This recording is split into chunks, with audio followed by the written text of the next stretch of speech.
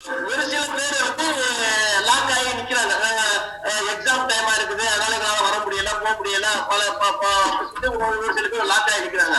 அதனால கிட்டத்தட்ட ஒரு 1300 பேர், 1400 பேர், 1200, 1300, 1400 பேர் தான் வந்து போலிங் ஆகும் நாங்க எதிர்பார்த்துட்டு இருக்கிறீங்க. ஆனா அதுக்கு மேல ஆகணும். அதுக்கு மேல ஆச்சுதான் நல்ல நிர்வாகத்துக்கு கொடுக்க, நல்ல நிர்வாகத்துக்கு ஆளுநர் சேர்த்து பண்ணலாம். உண்மை குறைஞ்சிச்சு அப்படின்னா அவங்க ரொம்ப கஷ்டமா இருக்கும். சரி, இப்ப எலெக்ஷன் எங்க நடக்க போகுது? ஜாமியா ஸ்கூல்லையா? எத்தனை மணிக்கு ஆரம்பிக்குது?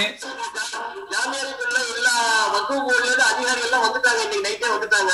சரி, இன்னைக்கு நைட்டு வந்து 4 பூத்து தயார் பண்ணிட்டாங்க. ஒவ்வொரு பூத்துக்கு 1000 பேர், ஒண்ணுல இருந்து 1000, 1028 சொல்லி 4000 பேருக்காக அவங்க அறிவு பண்ணி வச்சிருக்கிறாங்க. ஆனா அவங்களுடைய அரேஞ்ச்மெண்ட் 4000 பேர் இருக்கிறதுனால 4000 பேருக்கு அவங்க அரேஞ்ச்மெண்ட் பண்ணோட இருக்கிறாங்க. ஸோ இப்போ 4000 பேர் வர்றதுக்கு வாய்ப்பு இல்லை. ஸோ இப்போ எலெக்ஷன் நடக்க போகுது ஜாமியா ஸ்கூல்ல, ரைட்? அப்போ எலெக்ஷன் காலைல 9 மணிக்கு ஆரம்பிக்குது. எத்தனை மணிக்கு ஆரம்பிக்குது? 9 to 4. அப்போ நாளைக்கு வந்து ஜாமியா ஸ்கூல் வந்து சண்டே லீவ் விட்டுருக்காங்களா இதுக்காக? ஓகே. எப்போ எலெக்ஷன் வந்து இந்த ஓட் கவுண்டிங் எப்போ நடக்க போகுது? இப்போ 4 மணிக்கு முடிஞ்சிச்சு அப்படின்னா அதுக்கு பிறகு கிட்டத்தட்ட ஒரு 6:30, 7 o'clock ஸ்டார்ட் பண்ணுவாங்க, என்ட்ரன்ஸ் ஸ்டார்ட் பண்ணுவாங்க. சரி சரி. இப்போ வந்து நீங்க 10:30க்கெல்லாம் முடிஞ்சிடும். 10:30க்கெல்லாம்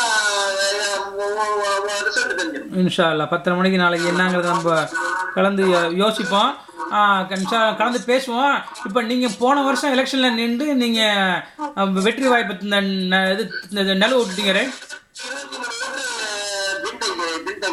சரி சரி. இப்போ இந்த வெற்றி வாய்ப்பு இழந்தோம்.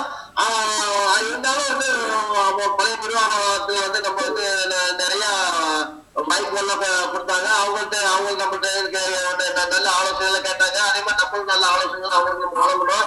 அவங்க யாரையும் அவங்க உதாசீனப்படுத்தல. பழைய வந்து நின்று வெற்றி வாய்ப்பு இழந்தா இருந்தாலும் நம்மளை உதாசீனப்படுத்தாம நம்மளுக்கு நல்லா ஆனர் பண்ணாங்க.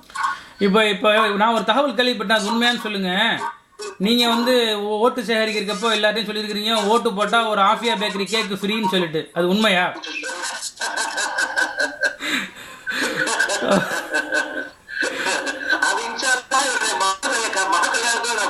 Okay okay. சரி சரி சரி. எனக்கு இது ஒன்று சொல்லுங்க. நான் இப்போ உங்களுக்கு, ஏன்னா இப்போ நீங்கள் ஒரு 6 வருஷமா ஊரில் இருந்துட்டு இருக்கிறீங்க, ப்ளஸ் நீங்கள் வந்து பிஸியான பிஸ்னஸ் மேனாக துபாயில் இருந்துட்டு இருந்தீங்க. இப்போ ஊரில் வந்தும் சும்மா இல்லாமல் ஆஃபியா பேக்கரிங்கிற ஒரு பிஸ்னஸ் சொந்தமாக நடத்திட்டு இருக்கிறீங்க, ரைட்? ஸோ பள்ளிவாசலில் இது மாதிரி விஷயங்களில் வந்து ஈடுபடுறது வந்து இட்ஸ் எ கமிட்மெண்ட்.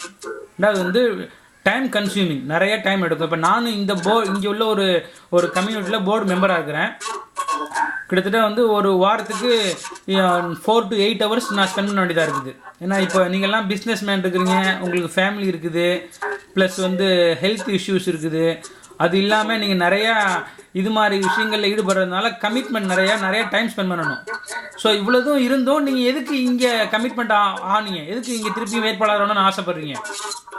நம்ம இந்த துபாயிலேயே கூட்டாளருடைய கேள்வியோட வேலைகள் இருந்துச்சுதான். இதை விட அதிகமான வேலைகளுடைய பணி இருந்துச்சு. எல்லாத்தையும் முடிச்சுட்டு நைட்டு 11 மணிக்கு 12 மணிக்கு நாங்க வந்து மீட்டிங் போட்டு ஊர் நலனை காப்பாற்றணும், ஊர் நலனை பத்தியே நாங்க சிந்தனை பண்ணிக்கிட்டு கேள்வி வந்து இருந்துகிட்டு இருந்துச்சு. அதனால அந்த மாதிரி வந்து ஊர்லயே இல்லாம ஊரை பத்தி சித்தனையோட ஒரு வெளிநாட்டுல வந்து ஒரு 30 ஆண்டு காலம் நாங்க இருக்க போது ஊர்ல வந்த பிறகு ஊருடைய சிந்தனை இல்லாம எங்களால இருக்க முடியுமா? உண்மை. அப்ப அதனால வந்து எங்களுக்கு வந்து மனைவி, பிள்ளைகள், வியாபாரம் இதெல்லாம் வந்து அது ஒரு பார்ட். அது வந்து நம்மளை விட்டு பிரிக்க முடியாது அது. ஆனா வந்து அதே நேரத்துல எப்படி இதெல்லாம் இருக்குன்னா அதே மாதிரி நம்மளுடைய சேரிக்கணும் அதே மாதிரி இருக்குது. இப்போ ஒருத்தவங்க வந்து ஒரு ஜனசா இருக்கு அப்படின்னா ஜனசா யாருக்கு ஜனசாவா தான் இருக்குது, நம்மளுக்கு வேலை இருக்கு அப்படிங்கிறதுக்காக நம்ம வந்து அந்த ஜனசாவை கலக்காம இருக்கிறோமா? ஜனசாவை கலந்துதான் ஆகுறோம். அந்த ஜனசேவையாக ஒரு 1 நம்ம ஸ்பெண்ட் பண்ணி தானே ஆகுறோம். அதே மாதிரி ஊர்ல ஒரு கல்யாணம் நடக்குது, கல்யாணத்துக்கு நிக்காவுக்கு போகணும், சாப்பாட்டுக்கு போகணும், அப்ப இந்த எல்லா விஷயத்துக்கும் நம்ம போகணும் வரணும். அப்ப சாதாரண கல்யாணத்துக்காக ஜனத்துக்கு இதையே மீறி ஆம்புலன்ஸ் சேவைகள் இருக்குது. இன்னும் வந்து உடல்நிலை சோர்வு இல்லாதவங்க இருக்கிறாங்க. நிறைய சேவைகள்லாம் நிறைய பேர் கடை இருக்கு, ஹார்ட் ஆஃப் ஏரியாவை கடை இருக்கிறதுனால அவங்களுக்கு நம்ம ஊர் மக்கள் வந்து பல குறைகளை வந்து சொல்றாங்க. இந்த குறைகள் இப்படி இருக்குது, இதை நிவர்த்தி பண்ணி கொடுங்க, அதை நிவர்த்தி பண்ணி சில குறைகள்லாம் இருக்கும் போது நம்ம அதுக்கு சம்பந்தப்பட்ட ஒரு 10 பேரை ஸ்பான்சர்ஸ் நம்ம பார்த்து பிடிச்சி நீங்க இவங்களுக்கு இது செய்யுங்க, நீங்க இதுக்கு இவங்க இந்த மாதிரி உள்ளவங்க ரொம்ப கஷ்டப்பட்டு இருக்காங்க, கடனால உள்ளவங்க இருக்காங்க, கல்யாணத்துக்கு கஷ்டப்பட்டு இருக்கிறாங்க. இந்த மாதிரி சேவைகள் செஞ்சுக்கிட்டு தான் இருக்கோம். நம்ம வந்து வியாபாரத்துக்காக ஒட்டியில் நம்ம அந்த கடையில உட்காரலையா.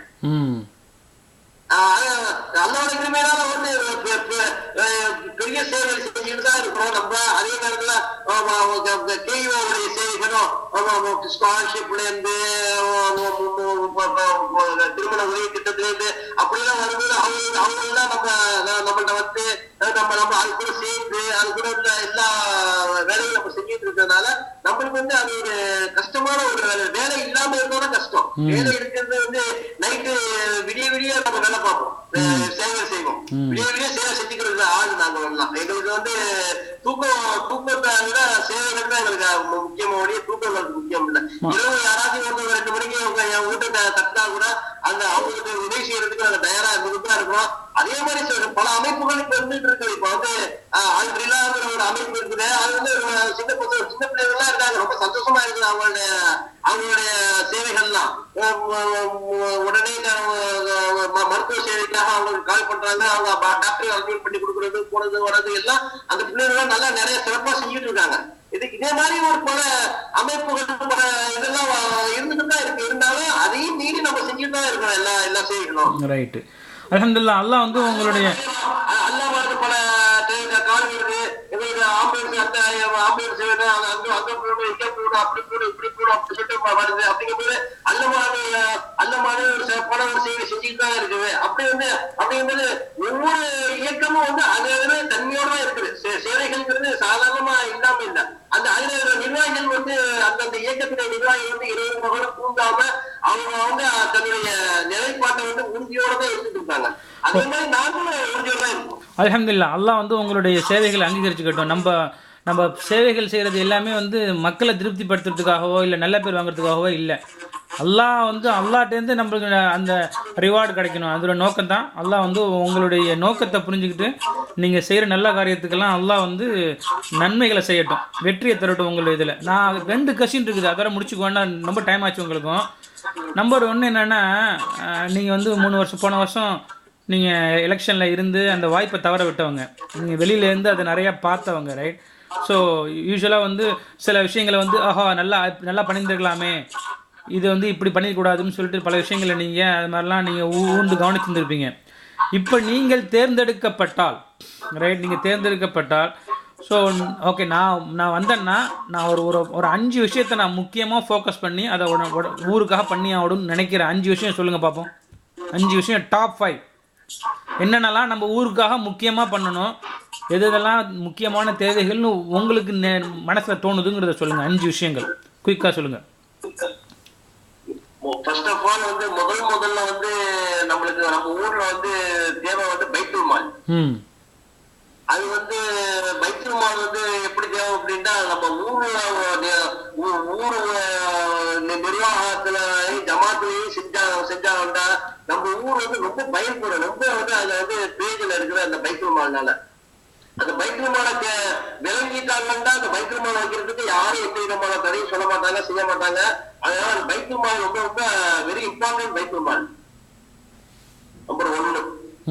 நம்பர் 2வது வந்து இரவுல வந்து நம்ம ஊர்ல வந்து ரொம்ப இவ்வளவு காலமா சொல்லிட்டு இருக்கோம், இப்படி சொல்லிட்டு தான் இருக்கிறோம், மருத்துவ சேவை நம்மளுக்கு எமர்ஜென்சி இல்லாதது காரணம்.